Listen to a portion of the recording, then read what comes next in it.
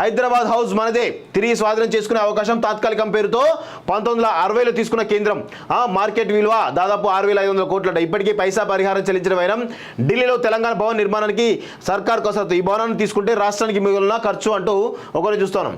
ఆంధ్రప్రదేశ్ పునర్విభజన చట్టం ద్వారా తెలంగాణకు ఢిల్లీలో వచ్చిన 8.25 ఎకరాల్లో తెలంగాణ భవన్ నిర్మించేందుకు సీఎం రేవంత్ రెడ్డి నిర్ణయించారు.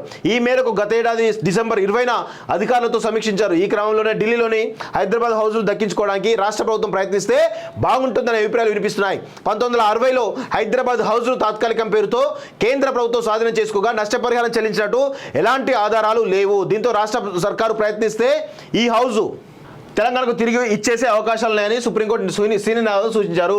తాత్కాలికం పేరుతో దాదాపు ఢిల్లీలో రాష్ట్రపతి భవన్ తర్వాత అతిపెద్దది హైదరాబాద్ హౌస్. అశోక రోడ్లో ఉన్న ఈ హెరిటేజ్ బిల్డింగ్ను 1911లో నిజాం నిర్మించారు.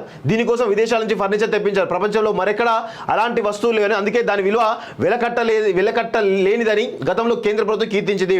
భారత్లో హైదరాబాద్ సంస్థ విలీనమయ్యే వరకు అది నిజాం ఆధీనంలోనే ఉన్నది. 1960లో అప్పటి కేంద్ర ప్రభుత్వం అభ్యర్థన మేరకు హైదరాబాద్ హౌస్ను కేంద్రానికి అప్పగించారు. ఎలాంటి పరిహారం ఇవ్వకుండానే కేంద్రం దాని తాత్కాలిక వినియోగం పేరుతో తీసుకున్నది. విదేశీ అతిథులకు గెస్ట్ హౌస్ గా వినియోగిస్తున్నది. అమెరికా అధ్యక్షులుగా పనిచేసిన bill Clinton, Obama, George bush తో పాటు వ్లాదిమిర్ పుతిన్ వంటి ఎందరో ప్రముఖులు ఇక్కడ బస చేశారు. ఇరు దేశాల ద్వైపాక్షిక ఒప్పందాలు కుదుర్చుకునేందుకు ఈ భవనాన్ని వాడుకున్నారు. దాదాపు 6500 కోట్ల విలువైనటువంటి ఈ భవనం తెలంగాణకు సంబంధించి చెప్పేసి తెలుస్తున్నారు.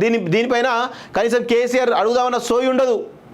ఇప్పుడు కదలిక వచ్చింది. వాస్తవంగా పరిహారం చెల్లించకుండా ఇప్పటి వరకు కూడా తాత్సారం చేస్తూ వస్తూ ఉన్నది. దాన్ని కనుక అడిగితే ఇచ్చే అవకాశం లేదంటే ఏదైనా పరిహారం కూడా వచ్చే అవకాశం లేదంటే దాని ప్లేస్లో ఇంకొక ప్లేస్ అయినా ఇచ్చే అవకాశం ఉంటుంది వాస్తవంగా. సో ఆ ప్రయత్నం కనుక చేస్తే రాష్ట్ర ప్రభుత్వం, ఆ ప్రయత్నం కనుక కేంద్రంతో కనుక చేస్తే కనుక హైదరాబాద్ హౌస్ వస్తుంది. లేదంటే ఇంకా పెద్ద విశాలమైనటువంటి స్థలం తెలంగాణ భవన్కు వచ్చేటువంటి అవకాశం ఉంటుంది.